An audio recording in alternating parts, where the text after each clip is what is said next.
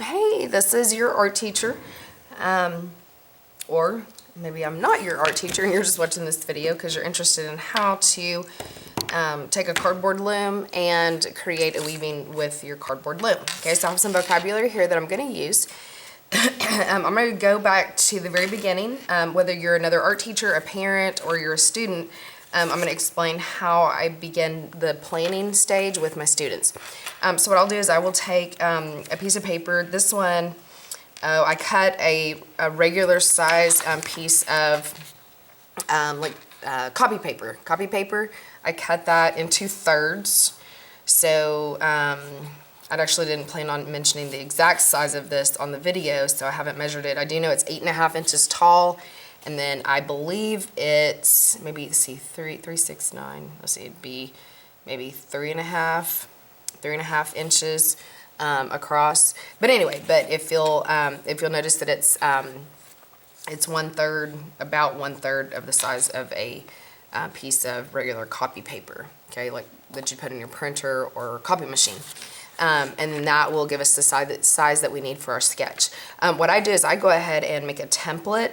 So I'll outline, or I'll create a rectangle shape on this piece of paper, and then I'll have an A written right there on the side, and then I go ahead and draw 2 lines in the middle, and then I'll put like a color key up at the top for my students. Then I make several copies of that, cut them up, and then distribute those to my students. This seems to eliminate a lot of the beginning, fold your paper in half, make a rectangular shape that's about equal distances from the edge of your paper. Anyway, that's how I do it. I have my students create a symmetrical design. So they have the very middle is the line of symmetry right there in the middle, and you'll notice above that and below that, or as I turn the paper sideways to the left and to the right, it is the same. It's supposed to be the same on the top as it is on the bottom. Okay, and that just creates a really neat weaving that has symmetry. It looks more planned, especially for a new beginning weaver. Rather than just randomly choosing your colors, I have them start with a sketch, a weaving plan, and then we go from there. Okay, so that's how I do that. Next what I'll do is I have them bring it to me, and I will put it on a piece of cardboard. Okay, I'll put it on the cardboard loom, and then I'm going to use just regular masking tape. And I tape down. Now this is after years of doing this other methods.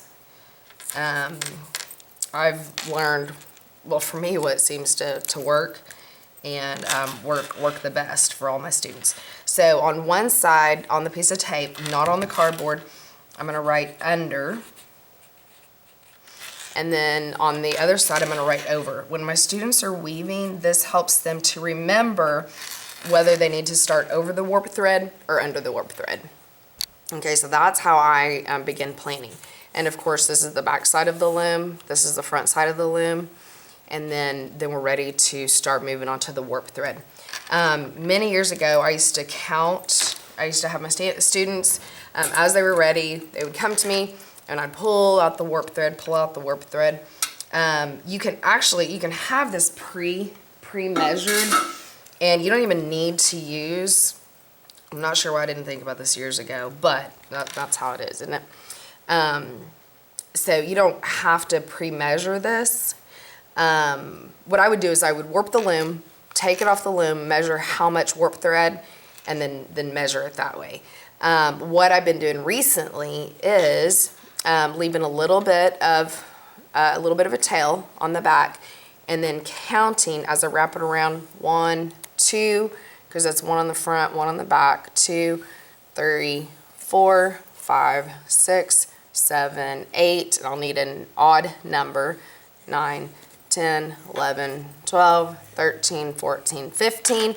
If you want to have 15, go ahead and cut now. If you want to have 17 warp threads, you can add a couple more. Okay, so basically that is ready, and then my students will have an instructional video, much like what you're seeing right now, and that will let them know how to warp their loom. Okay, so that's how I prepare my class for weaving. I have 4 different groups of kids in one grade level that will be weaving at a time. On occasion, I'll have a couple different grade levels that will be weaving, just using different techniques. My older students will have more techniques that they're required to, or that they're asked to master. And then my new weavers, of course, they'll just have a few techniques. Then I use I think this is a quart size bags. The cheaper the better, whatever's given to you. Just use it. Stick your students, or have your students get used to putting their weaving in their bag. This keeps them from getting tangled up with the other looms. It also gives them a place to put their extra yarn. If you want them to keep their needle in their bag, you can. Depending on how many weavers I have, I may not have enough needles for each one of them to keep their own weaving needle in their bag. And then I will have a box. I just so happen to use my ceramics box that my clay comes in. And then I will have my students stack these inside of the box like this. And it just helps everybody to stay a little bit more organized. We can find our looms a little bit better. If a student is absent, we can just leave it in the box. If somebody comes in during some free time, very quickly, they know where the box is. They can just reach through, grab their loom out without it being tangled up with other people's looms. Okay, so that's basically how I keep those organized. I'm trying to think if there's any other organizational tips. Anyway, this works really well for me. On the front side of the box, I hot glue down the flaps of the box, and then on the front side, I'll just write what day they come to art, what their team is. We have our in our school, we have our specials groups divided up into 4 different teams, and then I'll have the grade level on there, and then I've built a little area where, let me go ahead and show you that. Tilt my camera back, and I have a little area back here where I have them keep their looms. Okay, just so happens to be behind where I'm videoing.